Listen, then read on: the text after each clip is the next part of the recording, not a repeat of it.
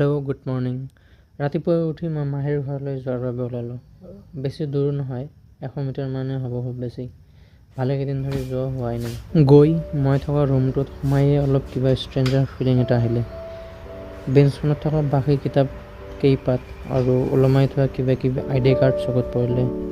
ফিলিংছটো কিবা এটা বেয়াই আছিলে। যি কিয়ে নহওক, খোলাবাৰ অফিচৰ পৰা ফোন আহিলে, গ্ল'গন চাৰ্কলত যাব লাগে, মিটিং এখনত মাতিছে।